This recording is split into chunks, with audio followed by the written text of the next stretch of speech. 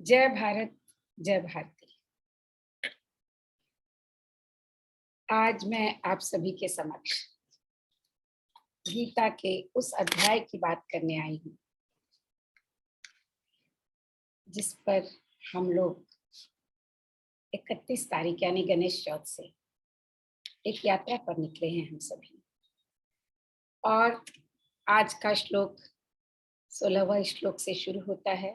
कल हमने पढ़ा था कि किस तरह से दुर्योधन अपने मन की बातों को, अपने मन के डर को छुपाने की कोशिश करता है और गुरु द्रोणाचार्य से दोनों ओर की सेनाओं के बारे में वर्णन करता है। और उस वर्णन को संजय अपनी दिव्य नैनों से महल में बैठे महाराज धृतराष्ट्र को पूरा हाल कह रहे हैं। तो अब जबकि भीष्म पितामह ने अपने शंख को बजाकर युद्ध के प्रारंभ की घोषणा की है और प्रतिपक्षी यानी पांडवों के दल से भी पांचजन्य शंख का उद्घोष चारों ओर हो चुका है, तो पांडवों की सेना की ओर से और जो अलग अलग पृथक पृथक जो शंख बजाए जा रहे हैं उसके बारे में बहुत सुंदर वर्णन संजय कहते हैं। तो अब हम उस वर्णन को आज जानेंगे कि किसने कौन कौन से शंख बजाए हैं। अनंत विजयम राजा कुंती पुत्रो युधिष्ठिरः नकुलः सहदेवश्च सुघोषमणिपुष्पको काश्यश्च परमेश्वास शिखण्डी च महारथ दृष्टद्युम्नो विराटश्च सात्यकिश्चापराजितः द्रुपदो द्रौपदेयाश्च सर्वशः पृथ्वीपते सौभद्रश्च महाबाहु शङ्खान् दद्मु पृथक् पृथक् सघोषो धृतराष्ट्राणां हृदयानि व्यधारयत् नभश्च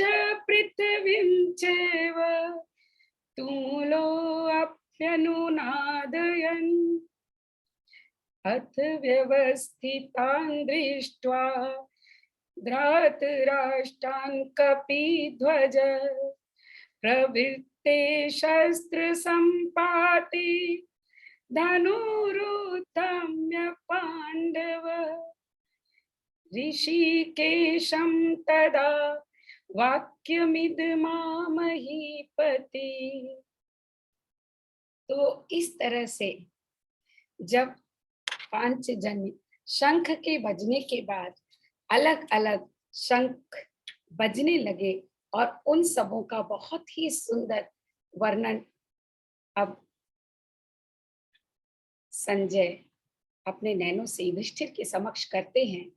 और तब युधि इस पूरे श्लोकों को जिस तरह से अपनी काव्यानुवाद में बहुत ही सरलता से डॉक्टर मृदुल कीर्ति जी ने रखा है, तो अब हम पहले उन श्लोकों को जानेंगे और फिर इसके बारे में मैंने आज एक साथ बहुत सारे श्लोक इसलिए पढ़े क्योंकि इनमें सिर्फ उन शंखों की चर्चा है जिन शंखों को बजाया गया है। अनंत विजय क्षमा करें। अनंत विजय के नाम को शंख तो कुंती के पुत्र युधिष्ठिर ने सहदेव नकुल मणि पुष्पक शंख सुघोष बजु महीधर ने अपराजित सात्य के निप विराट शिखंडी महारथी वीर मही इन वीरहु शंख निनाद कियो बहु शंख बजाय रहो सब ही सुत पांचों द्रुपद निप द्रौपदी को महाभाऊ अभिमन्यु उत है।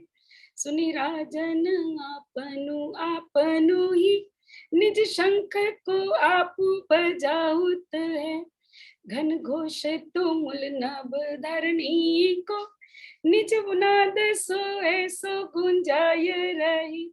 धृतराष्ट्र के पुत्र को हृदय व्याकुल हुई के घबराय रही। कपि ध्वज अर्जुन ठाड़ी हुई के धृतराष्ट्र सुतन को देखत हैं। भय शस्त्र चलाउन को तत्पर धनु हाथ उठाए के उद्धत हैं। तो यहाँ तक इन सारे श्लोकों में मृदुल कीर्ति जी बताती हैं कि किस तरह से अनंत बीज नाम के शंख को कुंती के पुत्र युधिष्ठिर ने बजाया, सहकुल और नकुल ने मणि पुष्पक शंख को बजाया और घोषणा की अपने विजय होने के आशाओं की।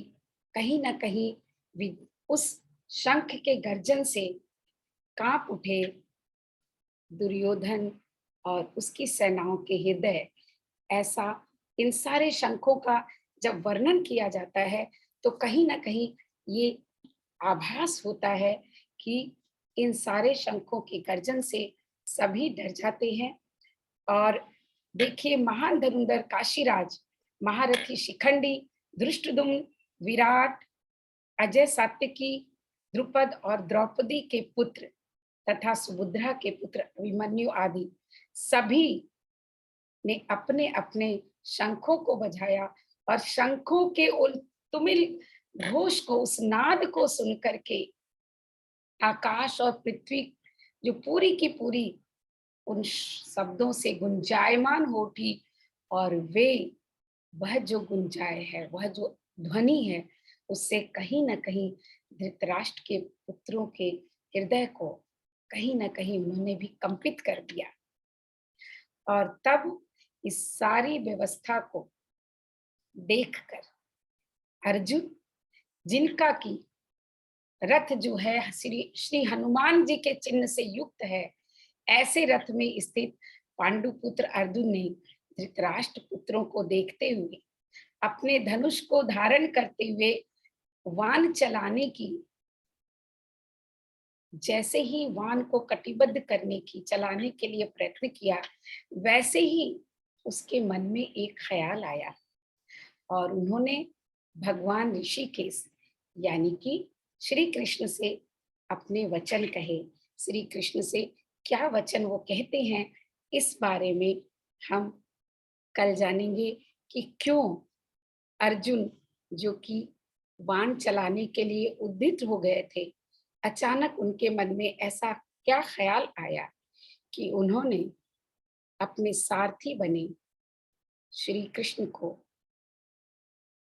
बहुत ही मृदु वचन से कुछ कहा उनसे। तो इतना सरल और सुंदर अनुवाद है मृदुल कीर्ति जी का कि इन संस्कृत के श्लोकों को समझना जैसे आसान हो जाता है। जब अर्जुन कहते हैं, कपिध्वज अर्जुन ठाड़े हुए के धृतराष्ट्र सुतन को देखत हैं, भय शस्त्र चलाउन को तत्पर धनु हाथ उठाए के उद्धत हैं। हाथों में धनुष उठा करके चलाने के लिए उद्धृत होने के समय ही अचानक वो श्री कृष्ण से कहते हैं। क्या कहते हैं एक हम कल जानेंगे। आज बस इतना ही। जय भारत, जय भारती। धन्यवाद।